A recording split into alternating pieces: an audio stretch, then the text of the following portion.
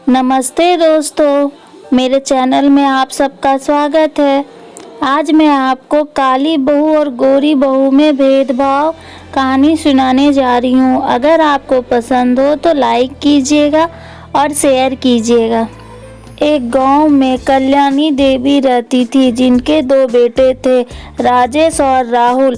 सवेरे सवेरे कल्याणी घर में साफ सफाई कर रही है, तभी ग्वालन केवाड़ ठकठकाती है। भीतर आजा गोमती, दरवाजा खुला है। तेरी कानों की तो दाद देनी पड़ेगी कल्याणी। मेरे दरवाजे ठकठकाते ही तुम्हें कैसे पता चल जाता है कि मैं हूँ? क्योंकि तुम्हारे सिवा मेरे घर में इतने भोर में कोई नहीं आता। चल दूध दे दे, आज बहुत काम पड़ा है, तुमसे 2 घड़ी बतिया भी नहीं पाती। तभी बोलती हूँ बहू घर ले आ, ताकि तुझे भी आराम मिले। चलती हूँ। गोमती की कही बात कल्याणी के मन में घर कर जाती है और वो कहती है, बात तो पते की कह के गई है गोमती। मेरे 2 अनमोल रतन ब्याह के लायक तो हो गए हैं। घर में बहू आ जाएगी तो आराम मिलेगा और पका पकाया खाना भी मिलेगा। अगले दिन सुबह कल्याणी अपने बड़े बेटे की तस्वीर पंडित जी को देती है। इतने में राजेश शादी करके आ जाता है। कल्याणी ये देखकर चौंक जाती है। माँ, ये रागिनी है, मेरी बीबी और आपकी बहू। हे भगवान, ये दिन देखने से पहले मैं मर क्यों न गई। अरे इसी दिन के लिए तुझे पाल पोस के बड़ा किया था। हर दिन हड्डियां तोड़कर पढ़ाया लिखाया ताकि अपने पैरों पे खड़े हो जाओ, और आज तूने खुद ब्याह कर लिया।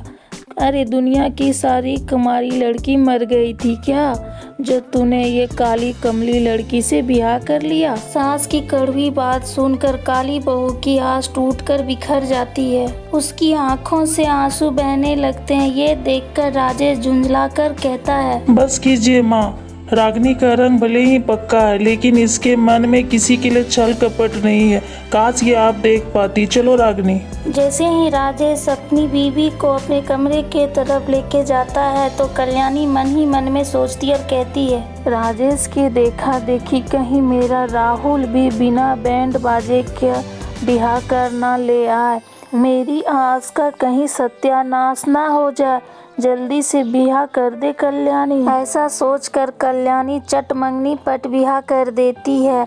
यह करके श्वेता की सास बन जाती है कल्याणी। श्वेता ऐसे बेहद खूबसूरत है, लेकिन अमीर घर की होने के कारण वह बहुत घमंडी है। आजा श्वेता बहू, अपने पैरों की छाप इस घर में बिखेर कर इस घर में घिरे अंधियारे को मुक्त कर दो। सासू माँ, आप चिंता मत कीजिए। मेरे गोरे चिट्टे रंग से इस घर का चप्पा चप्पा चमक उठेगा। जा श्वेता बहू, जाके आराम कर। शादी ब्याह के भाग दौड़ में तुम बहुत थक गई होगी। मैं नहीं चाहती कि तुम्हारे आंखों के आगे वो अंग्रेजी में क्या कहते हैं, डार्क सर्कल सासू माँ। हाँ वही। अच्छा अब जा। श्वेता के साथ गांव गढ़ के लोग भी अपने घर की ओर चले जाते हैं, लेकिन रागिनी जब अपने कमरे की ओर जाती है तो कल्याणी बिगड़ते हुए कहती है, अरे ओ करमजली, कहाँ चली जा रही है? ये पूरा घर जो बिखरा पड़ा है, ये कौन तेरा बाप साफ करेगा? कान खोल के सुन ले, बगैर घर को साफ किए तेरा कदम अगर कमरे की ओर गया तो भोर में तुम्हारा खैर नहीं। ऐसा कहकर कल्याणी अपने कमरे की ओर चली जाती है। बेबस बहू की आंखें नींद से बांध रही थी। वह ना तो सास की बात को टाल सकती थी और ना ही अपनी जिम्मेदारी से मुड़ सकती थी। देर रात को 2 बजे तक वो काम खत्म करके थक के सो जाती है। तभी कल्याणी सुबह सुबह दरवाजा खटखटाती है। अरे ओ करमजली, सूरज की किरणें निकल चुकी है। अब तुम्हें जगाने के लिए क्या ढोल नगाड़े बजवाऊं क्या? सास की तीखी आवाज सुनकर रागिनी तेज झंझनाहट के साथ बाहर आती है। माफ करना माँ जी, वो रात को देर रात से काम खत्म करके सोई थी, इसीलिए उठने में देर हो गई। जहाँ काली बहू 5 बजे जग कर घर द्वार बाहर कर एक पैर पे काम करती है, वहीं श्वेता 10 बजे जगकर सीधे किचन में आती है और कहती है, जेठानी जी, अरे ओ जेठानी जी, कानपुर में हड़ताल है क्या? कब से चिल्ला रही हूँ, आज की तारीख में नाश्ता मिलेगा। श्वेता, तुम तो इस घर की नई बहू हो, आज तो तुम्हें नाश्ता पकाना था, बगैर तुम मुझ पे क्यों बिगड़ रही हो? मैं किचन में पैर रखूं? बिल्कुल नहीं, मैं इस घर में बहू बन के आई हूँ, बाई नहीं। और ये चूल्हा चौका काम तुम जैसी काली बहू के लिए सही है। तुम्हारे काले रंग पे ये सब जचता है, समझ गई? अब जाओ यहाँ से, तुम्हारा काला रंग मेरी आंखों में चुभ रही है। अरे अब क्या मेरी गोरी बहू की ब्यूटी बिगाड़ने का इरादा है? क्या भूत बनी खड़ी है? जा यहाँ से, हट। सास और देवरानी की ताने बाने सुनकर रागिनी रोते बिलखते हुए किचन की तरफ चली जाती है। समय बीतता है, बावजूद इसके कि सास और बहू की ताने बाने कम होने के बजाय बढ़ते ही जाते हैं। फिर एक दिन रज्जो सुंदर सी साड़ी पहने, हाथ में मिठाई का डब्बा लिए कल्याणी के घर आती है। अरे क्या बात है रज्जो रानी, इस सुंदर सी साड़ी में तू तो सायरा बानू को भी मात दे रही है। वैसे इतनी गोटेदार साड़ी गांव में तो मिलती नहीं, शहर से खरीदी हो क्या? अरे खरीदी नहीं, बल्कि बहू के हाथे रस्म में मिली है। अरे मेरी मैया, मैं तो भूल ही गई थी। सास बनने के 7 महीने पूरे होने पर बहू सास को साड़ी देती है। मेरी श्वेता बहू बहुत रईस है, वो अपनी सास को सर आँखों पे बिठा के रखती है। देखना, मेरी 1.25 लाख साड़ी के सामने तुम्हारी ये साड़ी फीकी है। वैसे कल्याणी, तेरी रईस बहू के हाव भाव को देखकर लगता नहीं कि वो तुझे दामी साड़ी देगी। अच्छा चलती हूँ। कल्याणी को रज्जो की बात पे विश्वास नहीं होता, क्योंकि उसने तो गोरी बहू के हाथ से मिलने वाली साड़ी का ख्वाब जो सजा लिया था। श्वेता बहू, तुम्हारे पास 1 हफ्ते का वक्त है, अपनी सास को अच्छी साड़ी देना, क्योंकि मेरी काली बहू अव्वल दर्जे की भिखमंगी है।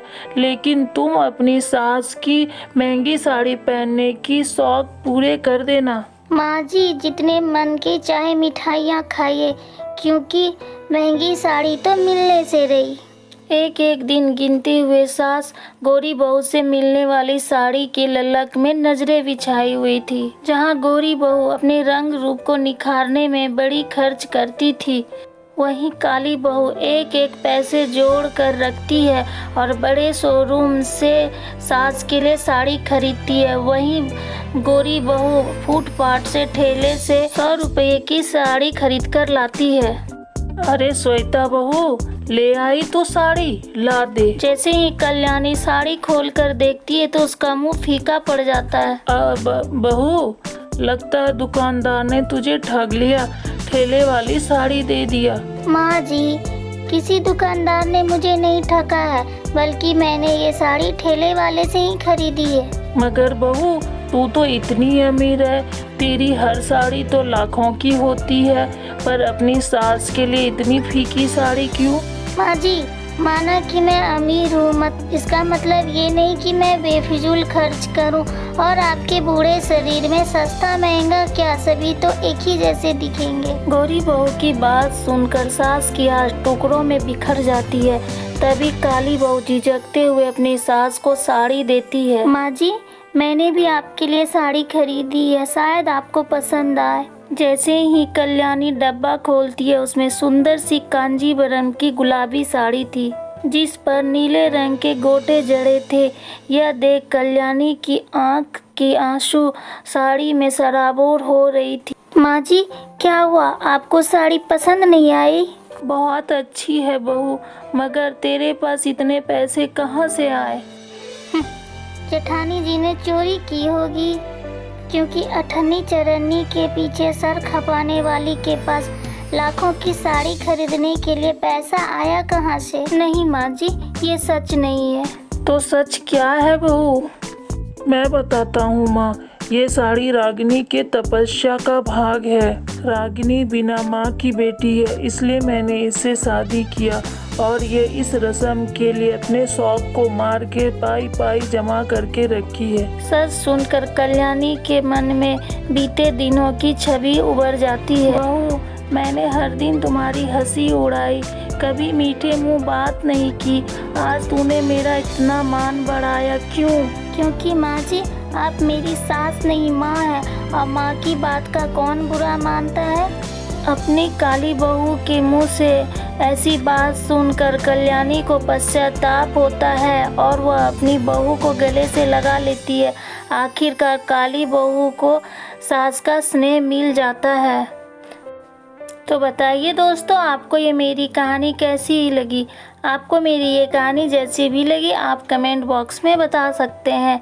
अगर आपको ये मेरी कहानी अच्छी लगी तो लाइक करें और शेयर करें और नए यूट्यूबर को सपोर्ट करें। आपकी सपोर्ट की हमें आवश्यकता है। प्लीज़ सपोर्ट करें। मेरी वीडियो देखने के लिए थैंक यू।